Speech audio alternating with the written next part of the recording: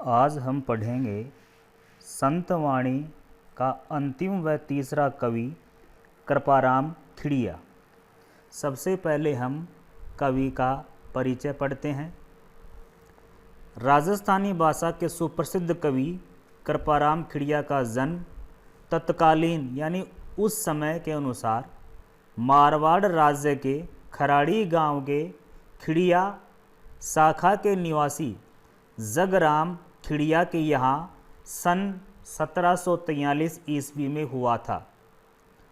राजस्थानी भाषा के उत्तम कवि व संस्कृत मर्मज्ञ अर्थात संस्कृत को जानने वाले होने के कारण उन्हें सीकर के राव लक्ष्मण सिंह ने महाराजपुर और लछनपुर गांव जागीर में दिए थे। कवि कृपाराम सीकर के राजा देवी सिंह के दरबार में भी रहे हैं। राजिया कृपाराम का सेवक था। एक बार कवि के बीमार पड़ने पर सेवक राजिया ने उनकी खूब सेवा की, जिससे कवि बहुत प्रसन्न हुए। कोई संतान न होने के कारण राजिया बहुत दुखी रहता था। राजिया के इसी दुख को दूर कर उसे अमर करने हेतु कवि ने उसे संबोधित करते हुए नीति संबंधी सोरठों की रचना की, जो हिंदी व राजस्थानी साहित्य में राजियारा दोहा या राजियारा सोरठा नाम से विख्यात है। इन सोरठों ने सेवक राजिया को कवि कृपाराम से अधिक लोकप्रिय बना दिया। कृपाराम खिड़िया का निधन सन 1833 ईस्वी में हुआ था। अब हम पाठ का सार पढ़ते हैं। प्रस्तुत पाठ में नीति व आदर्श लोक मर्यादा की सीख देने वाले सोरठों का समावेश किया गया है। कोयल व काग की तुलना कर कवि मीठी वाणी की महत्ता बताता है। शक्कर व कस्तूरी के माध्यम से सौंदर्य की तुलना में गुणों को श्रेयस्कर बताता है।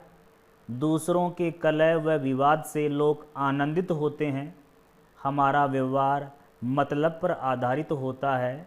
मुख पर मधुरता और हृदय में खोट रखने वाले लोगों से आत्मीयता संभव नहीं है। मैत्री निर्वाह अर्थात मित्रता निभाने के लिए मैत्री निर्वाह हेतु समर्पण व सरलता जरूरी है। श्री कृष्ण ने अर्जुन के रथ हाँकने तक का काम कर लिया। आजकल हिम्मत की ही कीमत है। हिम्मत रहित व्यक्ति की कीमत रद्दी कागज सी हो जाती है। इस तरह कवि कृपाराम खिड़िया के सोरठों में नीति व आदर्श लोक मर्यादा की सीख दी गई है और कवि ने मीठी वाणी का महत्व बताया है। अब हम कवि कृपाराम खिड़िया के सोरठों का अध्ययन करते हैं। पहला सोरठा। उपजावे अनुराग कोयल मन हर्षित करे, कड़वो लागे काग रसना रागुण राजिया।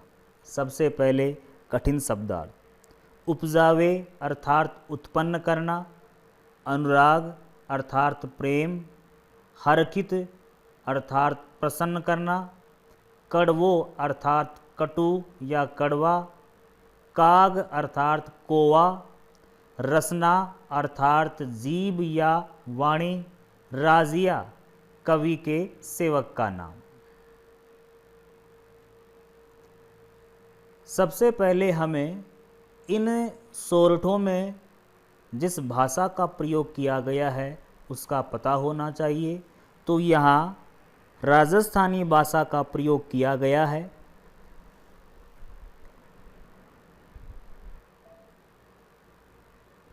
कृपाराम के इन सोरठों की व्याख्या करने के दौरान हमें इस बात का ध्यान रखना होगा कि जब भी इस कवि के सोरठे परीक्षा में पूछे जाएंगे तब उनकी व्याख्या की शुरुआत जिस प्रकार होगी थोड़ा ध्यान रखेंगे, क्योंकि इन सोरठों में कहीं भी कृपाराम खिड़िया का नाम नहीं है।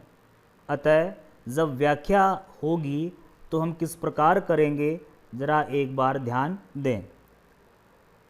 कवि कृपाराम खिड़िया अपने शिष्य राजिया को संबोधित करते हुए कहते हैं कि यह पंक्ति हमें इन सोरठों के प्रत्येक व्याख्या करने से पहले हमें ऐसा लिखना पड़ेगा। अब हम पहले सोरठे की व्याख्या देखते हैं। कवि कृपाराम खिड़िया अपने शिष्य राजिया को संबोधित करते हुए कहता है कि कोयल अपनी मधुर वाणी से हृदय में प्रेम उत्पन्न कर दिया करती है और उसकी बोली सुनकर मन भी बड़ा प्रसन्न हो जाता है, जबकि इसके विपरीत कौवा अपनी कर्कश व कटु बोली से सबको बुरा लगता है। यह वाणी का ही प्रभाव बताया जाता है। इस तरह कवि ये कहना चाहते हैं कि हमें सदा मधुर वाणी का ही प्रयोग करना चाहिए। कड़वा बोलने वालों से कभी कोई प्रेम नहीं किया करता है। इस प्रकार इस सोरठे में कवि ने मधुर वाणी की प्रशंसा की है। अब हम दूसरे सोरठे का अध्ययन करते हैं। काली घनी कुरूप कस्तूरी कांटा तुले, शक्कर बड़ी स्वरूप रोड़ा तुले राजिया। सबसे पहले हम कठिन शब्दों को देखेंगे। काली यानी काली या बदसूरत, घनी यानी ज़्यादा या बहुत, कस्तूरी एक प्रकार का सुगंधित पदार्थ, कांटा तराजू जिसमें सही तोल बताया जाता है, शक्कर चीनी, स्वरूप अर्थात सुंदर रूप, रोड़ा अर्थात पत्थर के टुकड़े, तुले अर्थात तोली जाती है। इस सोरठे में कवि कृपाराम खिड़िया अपने शिष्य राजिया को संबोधित करते हुए कहता है कि वस्तु का महत्व मूल्य सुंदरता से नहीं बल्कि उसके गुणों के आधार पर ही निश्चित हुआ करता है। इस तरह कवि कहते हैं कि कस्तूरी मृग अर्थात हरिण से प्राप्त होने वाली देखने में काली और कुरूप होती है, परंतु वह कांटे पर तोलकर बेची जाती है, जबकि चीनी भले ही देखने में सुंदर होती है परंतु उसे पत्थर के टुकड़ों से तोलकर बेचा जाता है। अब इन दोनों के क्या वजह हैं? कारण यह है कि कस्तूरी की सुगंध उसे मूल्यवान बनाती है, इसीलिए उसके रूप पर ध्यान नहीं दिया जाता है। तो अतः कवि यह कहता है कि बाहरी रूप रंग लुभावना होने से भी कोई वस्तु मूल्यवान नहीं हो जाती है, उसके गुण ही उसका मूल्य निश्चित किया करते हैं। अतः मनुष्य को गुणवान होना चाहिए। और इस सोरठे में कवि यह भी कहना चाहता है कि हमेशा मनुष्य को गुणों की ही परख करनी चाहिए। अब हम तीसरे सोरठे का अध्ययन करते हैं। डूंगर जड़ती लाय जोवे सारो ही जगत, पर जड़ती निज पाय रत्ती न सूझे राजिया। सबसे पहले हम कठिन शब्दों को देखेंगे। डूंगर अर्थात पहाड़, लाय अर्थात आग या अग्नि, जोवे अर्थात देखता है, पाय अर्थात पैर, रत्ती अर्थात थोड़ा सा या तनिक भी, न सूझे दिखाई नहीं देती। प्रस्तुत सोरठे में कवि कृपाराम खिड़िया अपने शिष्य राजिया को संबोधित करते हुए कहता है कि जो लोग दूसरों की कलह और विवाद को देखकर आनंदित हुआ करते हैं, उन पर कवि ने यहाँ व्यंग किया है। कवि अपने सेवक राजिया को संबोधित करते हुए कहता है कि दूर पर्वत पर जलती हुई आग को सारा संसार बड़े आनंद के साथ देखा करता है, किंतु वे ही लोग अपने पैरों के पास लगी आग उन्हें ज़रा भी दिखाई नहीं देती है, जिसका भाव यह है कि लोग दूसरों के बीच हो रही कलह और विवाद को देखकर मन ही मन प्रसन्न हुआ करते हैं और उन्हें अपने घर की कलह और विवाद का ध्यान बिल्कुल भी नहीं आता है। इस प्रकार कवि के कहने का आशय यह है कि दूसरों के दोषों पर दृष्टि डालने से पहले व्यक्ति को अपने भीतर भी झांक कर देख लेना चाहिए कि वे स्वयं उनके अंदर कितने दोष भरे हुए हैं। इस प्रकार कवि कृपाराम खिड़िया उन लोगों पे व्यंग करते हैं जो दूसरों के कलह और विवाद को देखकर आनंद महसूस किया करते हैं। अब हम अगला सोरठा पढ़ते हैं। मतलब री मनवार चुपके लावे चूरमो, बिन मतलब मनवार राब न पावे राजिया। सबसे पहले हम कठिन शब्दों को देखते हैं।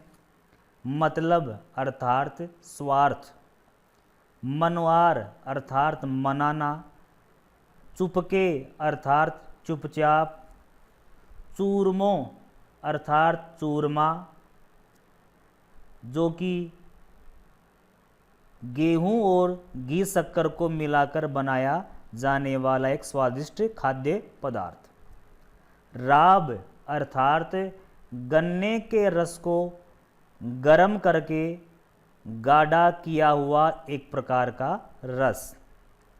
इस तरह कवि कृपाराम खिड़िया अपने शिष्य राजिया को संबोधित करते हुए कहते हैं कि संसार में सभी लोग स्वार्थ के वशीभूत होकर ही व्यवहार किया करते हैं। अब हम इसकी व्याख्या देखते हैं। कवि कृपाराम खिड़िया अपने शिष्य राजिया को संबोधित करते हुए कहते हैं कि हे राजिया, इस संसार में सभी अपनी स्वार्थ सिद्धि को ध्यान में रखते हुए व्यवहार किया करते हैं। जब व्यक्ति को किसी से अपना काम निकालना होता है या अपना मतलब निकालना होता है, तो वह व्यक्ति उसे चुपचाप स्वादिष्ट भोजन अर्थात चूरमा लाकर खिलाता है, और जब कोई स्वार्थ नहीं होता है तो उस व्यक्ति को कोई राब नाम का एक तुच्छ पदार्थ भी नहीं खिलाया जाता है। तो इस प्रकार कवि यह कहना चाहता है कि स्वार्थी लोगों द्वारा जो खुशामद की जाती है उस पर ध्यान रखना चाहिए और दूसरों के द्वारा दिए गए उपहार को सोच समझकर ही स्वीकार करना चाहिए, क्योंकि बिना मतलब के लोग ऐसा व्यवहार कभी नहीं किया करते हैं। अब हम अगला सोरठा पढ़ते हैं। मुख ऊपर मिठियास घटमाई खोटा घड़े, इसड़ा सो इखलास राखीजे नहीं राजिया। सबसे पहले हम कठिन शब्दों को देखते हैं। मिठियास यानी मीठी मीठी बातें, घट यानी हृदय या मन, माही यानी में या अंदर, खोटा यानी कुटिल या कहें चालाक। इसड़ा यानी ऐसे से, इखलास यानी दोस्ती या मित्रता, राखीजे अर्थात रखना। कवि कृपाराम खिड़िया अपने सेवक राजिया को संबोधित करते हुए कहता है कि हे राजिया, उन लोगों से सावधान रहना जो मुख से तो मीठा बोलते हैं किंतु हृदय में छल कपट रखा करते हैं। अब हम इसकी व्याख्या देखते हैं। कवि कृपाराम अपने शिष्य राजिया से कहते हैं कि हे राजिया, जो व्यक्ति मुख से तो मीठी मीठी बातें करते हैं लेकिन मन में तुम्हारा बुरा करने की भावना रखते हैं, उनसे कभी भी मित्रता करना उचित नहीं है। ऐसे लोगों से हमें मित्रता नहीं रखनी चाहिए क्योंकि ये लोग कभी भी स्वार्थवश हमें धोखा दे सकते हैं। इस सोरठे में एक राजस्थानी भाषा की लोकोक्ति है, मुँह में राम बगल में छुरी, जो कि इस सोरठे से हमें प्रत्यक्ष देखने को मिलती है। अब हम अगला सोरठा पढ़ते हैं। साचो मित्र सचेत, कयो काम न करे किसो, हरि अर्जन रे हेत, रथ कर हाक्यो राजिया। सबसे पहले हम कठिन शब्दों को देखते हैं। साचो यानी सच्चा, मित्र यानी दोस्त, सचेत यानी सावधान या तैयार, कहियो यानी कहा हुआ, किसो यानी कैसा भी, हरि यानी भगवान श्री कृष्ण, अर्जन यानी अर्जुन, रे यानी के, हेत यानी लिए, कर यानी हाथ, हाक्यो यानी चलाया। कवि कृपाराम खिड़िया अपने शिष्य या सेवक राजिया को संबोधित करते हुए कहते हैं कि जो सच्चा मित्र होता है वह सदा मित्र का भला करने को तैयार रहता है। वह मित्र द्वारा बताए गए हर काम को करने के लिए तैयार रहता है। इस बात को कवि समझाने के लिए एक उदाहरण देते हैं कि देखो, भगवान कृष्ण ने भी महाभारत के युद्ध में अर्जुन से सच्ची मित्रता के कारण ही अपने हाथों से उनका रथ चलाया था। इस तरह कवि कृपाराम खिड़िया अपने सेवक राजिया को सच्चे मित्रों की विशेषता के बारे में बताते हुए कहते हैं कि सच्चा मित्र वह होता है जो अपने दोस्त का काम कहने मात्र से ही करने को तैयार रहता है। अब हम कवि कृपाराम खिड़िया का अंतिम सोरठा का अध्ययन करते हैं। हिम्मत कीमत होय, बिना हिम्मत कीमत नहीं, करे न आदर कोय, रद कागज ज्यों राजिया। सबसे पहले हम कठिन शब्दों को देखते हैं। हिम्मत यानी साहस या कोई भी कठिन कार्य करने की इच्छा शक्ति। कीमत अर्थात कीमत, रद यानी रद्दी या बेकार, कागद यानी कागज, ज्यों यानी जैसे।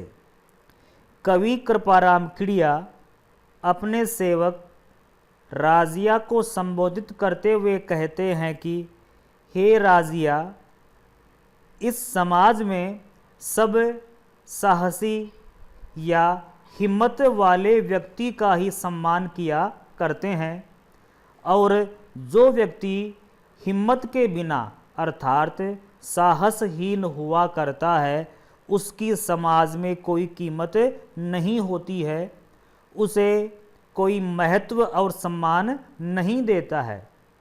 इस बात को कवि समझाने के लिए कहते हैं कि जिस प्रकार हिम्मतहीन व्यक्ति की हालात उस रद्दी कागज जैसा हुआ करती है जिसकी लोग उपेक्षा ही किया करते हैं।